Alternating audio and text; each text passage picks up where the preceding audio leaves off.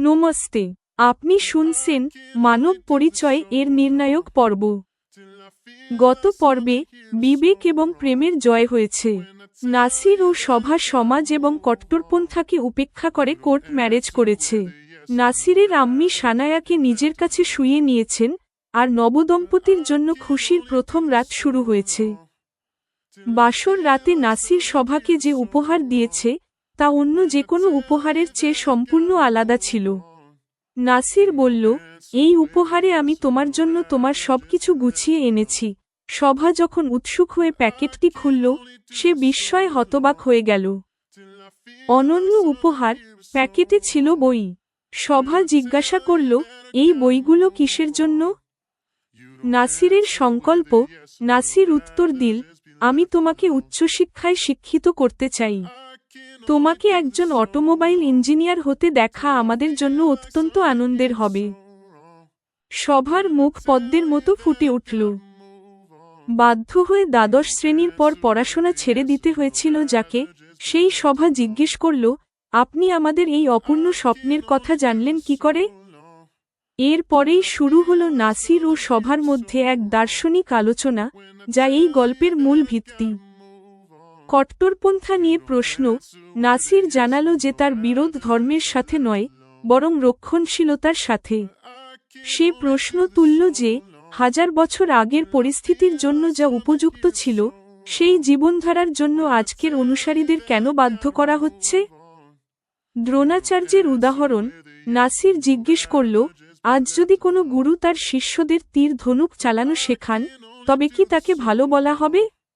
তার যুক্তি ছিল, যেমন আমরা আধুনিক সুযোগ সুবিধা গ্রহণ করেছি, তেমনি ধর্মগুরুদেরও আধুনিক শিক্ষা ও চিন্তাধারা গ্রহণ করা উচিত। নারী ক্ষমতায়ন। নাসিরের সিদ্ধান্ত ছিল যে মুফতি মৌলভীরা আমাদের সম্প্রদায় নারীদের দাবিয়ে রাখার ব্যবস্থা দেন, আর এই কারণেই সে তাদের সামনে মাথা নত করেনি। একটি শেষ ও মিষ্টি দ্বিধা। সভা নাসিরের চিন্তাধারায় পুরোপুরি মুগ্ধ হল এবং বলল, আমি আপনার ইচ্ছে অনুযায়ী ইঞ্জিনিয়ার হওয়ার জন্য পড়াশোনাও করব, কিন্তু এই কিন্তু ওপারে কি ছিল? সভা দুষ্টুমিভরা চোখে নাসিরের দিকে তাকিয়ে বলল, কিন্তু আজ আপনার তো আমাকে অন্যভাবেও মুগ্ধ করা উচিত, তাই না? শুনুন রক্ষণশীলতার বিরুদ্ধে যৌক্তিক বিদ্রোহ, শিক্ষার উপহার এবং প্রেম ও বিবেকে ভরা নাসির সভার বাসর রাত, মানব পরিচয় এ। আপনি শুনবেন পর্ব 17, শিক্ষার উপহার এবং প্রগতিশীল চিন্তাধারা। বিয়ের দিনের আগেই নাসিরের আম্মি সভার মেয়ের জন্য গুঁড়ো দুধের ব্যবস্থা করে রেখেছিলেন। নাসির ও সভার প্রথম রাতে তিনি বাচ্চাটিকে নিজের কাছে শুইয়ে নিলেন। বাসর রাতে স্ত্রীকে উপহার দেওয়ার প্রথা নাসিরও পালন করল। সে সভার জন্য একটি উপহারের প্যাকেট এনেছে, যার ভেতরে সাধারণ উপহারের থেকে একদম আলাদা একটি অনন্য জিনিস রয়েছে।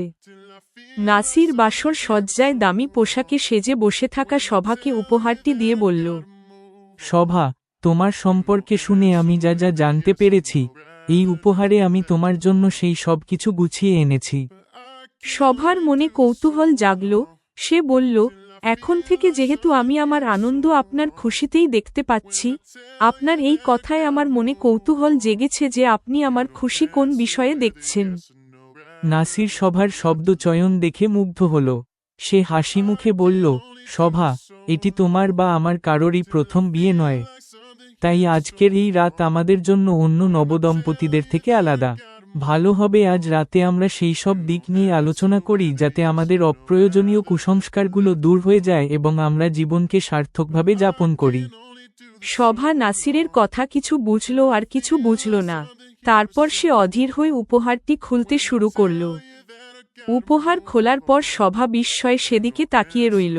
নাসিরও পরম মমতায় সভার দিকেই চেয়ে আছে। বিস্মিত সভা জিজ্ঞেস করল, এই বইগুলো কিসের জন্য? নাসির বলল, ইমরান আমাদের বলেছিল যে তোমাকে দ্বাদশ শ্রেণীর পর পড়াশোনা ছাড়তে হয়েছিল, তাও আবার তখন যখন তুমি স্টেট বোর্ড পরীক্ষায় মেধা তালিকায় স্থান পেয়েছিলে। আমি এখন তোমাকে উচ্চশিক্ষায় শিক্ষিত করতে চাই। সভা জিজ্ঞেস করল, কিন্তু এখন আমার পড়াশোনা কিভাবে সম্ভব? বাচ্চা এখনো ছোট। আপনার সাথে আমার নতুন বিয়ে হয়েছে। আম্মি, আপনি আর বাচ্চার দেখাশোনার মাঝে আমি পড়ার সময় কোথায় পাব? নাসির উত্তর দিল, তুমি আমাদের সবার খেয়াল রাখবে, সেটা ঠিক আছে। তুমি আমার স্ত্রী, তাই তোমার খেয়াল রাখা এখন থেকে আমারও কর্তব্য। আম্মিও চান আমরা যেন একসাথে হাসিখুশি থাকি। বাচ্চার দায়িত্ব আম্মি নিজের ওপর নিচ্ছেন। ঘরের কাজের জন্য আমরা লোক রেখে নেব। এটি শুনে সভা বইগুলো উল্টে পাল্টে দেখতে লাগল। তখন নাসির জানালো, ইঞ্জিনিয়ারিং এন্ট্রান্স পরীক্ষার জন্য এখনো 5 মাস সময় আছে। এই বইগুলো তারই প্রস্তুতির জন্য। তুমি চাইলে আমরা তোমার কোচিংয়েরও ব্যবস্থা করব। তোমাকে অটোমোবাইল ইঞ্জিনিয়ার হিসেবে দেখতে পেলে আমাদের খুব আনন্দ হবে। এই কথায় সভার মুখ সরোবরের গোলাপি পদ্মের মতো ফুটে উঠল। সে অবাক হয়ে জিজ্ঞেস করল, আপনি আমাদের এই অসম্পূর্ণ স্বপ্নের কথা জানলেন কিভাবে? এই স্বপ্নের কথা তো ইমরান ভাইজানও জানেন না। নাসির বলল, সভা, দ্বাদশে বিজ্ঞান বিভাগে মেধাতালিকায় আসা মেয়ের স্বপ্ন কি হতে পারে? সেটা কোনো মৌলভীর বুদ্ধির বাইরে হতে পারে, কিন্তু আমার জন্য বোঝা এখন খুব সহজ। নাসিরের এই কথায় সভা জিজ্ঞেস করল, আপনি মুফতি মৌলভীদের ওপর এত বিরক্ত কেন? সব মুফতি মৌলভী তো খারাপ হন না। নাসির বলল, ঠিক বলেছ সভা, সব মুফতি মৌলভী খারাপ নন, বরং বলা উচিত যে বেশিরভাগই ভালো। সভা তখন বিস্ময় জিজ্ঞেস করল, যখন আপনি এটা বলছেন, তবে আমাদের নিকার জন্য আপনি ক্ষমা চাইতে কেন রাজি হননি? নাসির উত্তর দিল, একজন মৌলভী বা কোনো ধর্মীয় গুরু তখনই ভালো হন না যখন তিনি সেই জীবনধারার জন্য অনুসারীদের বাধ্য করেন যা 1000 বছর আগের পরিস্থিতির জন্য উপযুক্ত ছিল। সভা বলল, আমি বুঝতে পারলাম না আপনি কি বলছেন। নাসির বলল, হিন্দুদের একজন গুরু দ্রোণাচার্য ছিলেন যিনি শিষ্যদের তীরন্দাজি শেখাতেন। তাকে ভালো গুরু বলা হতো। এখন তুমি বলো যে আজ যদি কোনো গুরু তার শিষ্যদের তীর ধনুক চালানো শেখান, তবে কি তাকে ভালো বলা হবে? সভা বলল, আধুনিক মারণাস্ত্রের এই যুগে কে তীরন্দাজি শিখতে যাবে? নাসির বলল, সভা, আমি এটাই বলতে চাইছি। 1000 বছর আগে আজকের মতো আধুনিক সুযোগ সুবিধা ছিল না। তখন আইন ব্যবস্থাও এত উন্নত ছিল না। তৎকালীন পরিস্থিতিতে ধর্মীয় কথার মাধ্যমে জীবন রক্ষা করার উপায় করা হতো। সভা বলল, আপনি কি এটা বলতে চাইছেন যে ধর্মীয় কথা পালন করা এখন আর উচিত নয়? নাসির বলল, কাল ও পরিস্থিতির পরিবর্তনের সাথে সাথে সব ধর্মের গুরু ও অনুসারীরা আজকের আধুনিক সুযোগ সুবিধাকে নিজেদের জীবনধারায় স্থান দিয়েছেন। তেমনি তাদের এখন আধুনিক শিক্ষা ও চিন্তাধারাও গ্রহণ করা উচিত। যখন আমাদের সম্প্রদায়ের গুরুরা এমনটা করতে শুরু করবেন, তখন তারা সবাই ভালো হয়ে যাবেন। সভা জিজ্ঞেস করল, অর্থাৎ আপনার মতে ধর্মের কথা না বললেই ধর্মগুরুরা ভালো হতে পারবেন? তবে তারা ধর্মগুরু, মুফতি বা মৌলভী হিসেবে কিভাবে থাকবেন যদি ধর্মের শিক্ষাই না বলেন? নাসির বলল, এই সৃষ্টিতে কোনো ধর্মই কেবল 500 বা 1000 বছরের নয়। প্রতিটি ধর্ম সৃষ্টির মতোই প্রাচীন। পবিত্র গ্রন্থগুলো অবশ্যই তৎকালীন সময়ের পরিবেশ অনুযায়ী ধর্মের ব্যাখ্যা দিয়ে লেখা হয়েছে। সময়ের সাথে সাথে আমাদের নতুন চিন্তাধারা গ্রহণ করা উচিত। মৌলভীদের সাথে আমার বিরোধও এই কথা নিয়েই। সভা বলল, জি, আপনার কথায় আমি খুব প্রভাবিত হয়েছি। আমি ইঞ্জিনিয়ার হওয়ার লক্ষ্যে আপনার ইচ্ছেমতো পড়াশোনাও করব, কিন্তু এ কথা বলে সভার মনে এক মৃদু দ্বিধা জাগল। সে কিছুক্ষণ চুপ করে রইল। তখন নাসির জিজ্ঞেস করল, এই কিন্তু ওপারে কি আছে? সভা দুষ্টুমি করে উত্তর দিল, কিন্তু আজ আপনার তো আমাকে অন্যভাবেও মুগ্ধ করা উচিত, তাই না? সভার এই কথায় নাসির বুঝতে পারল যে তাদের দাম্পত্য জীবনের সুখের জন্য এটিও একটি জরুরি অংশ।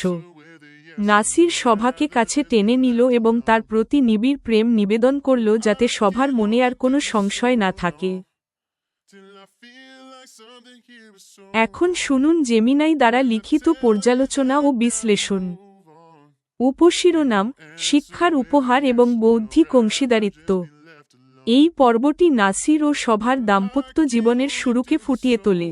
বাসর রাতকে কেবল শারীরিক মিলনের চেয়েও বেশি বৈচারিক অংশীদারিত্বের ভিত্তি বানিয়ে নাসির একটি আধুনিক বিয়ের ভিত গড়েছে। 1. উপহারে শিক্ষা, স্বপ্নের প্রতি শ্রদ্ধা। অপ্রথাগত উপহার, নাসিরের ইঞ্জিনিয়ারিং প্রবেশ পরীক্ষার বই উপহার দেওয়া একটি বৈপ্লবিক পদক্ষেপ। এটি শোভাকে কেবল স্ত্রী নয়, বরং একজন বৌদ্ধিক সঙ্গী হিসেবে দেখার প্রতিফলন।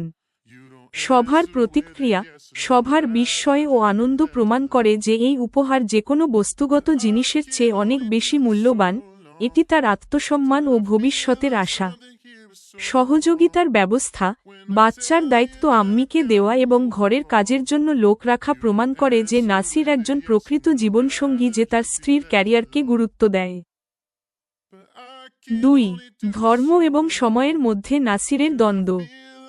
ব্যাখ্যা: নাসির স্পষ্ট করেছে যে তার বিরোধিতা সেই ধর্মীয় নেতাদের প্রতি যারা হাজার বছরের পুরনো জীবনধারাকে আজকের অনুসারীদের ওপর চাপিয়ে দেয়। দ্রোণাচার্যের যুক্তি, তীরন্দাজির উদাহরণ নাসিরের যুক্তিকে জোরালো করে যে, যেমন আজ তীর ধনুক অপ্রাসঙ্গিক, তেমনি প্রাচীনকালের কিছু ব্যাখ্যা আজকের আধুনিক সমাজের জন্য অসঙ্গত।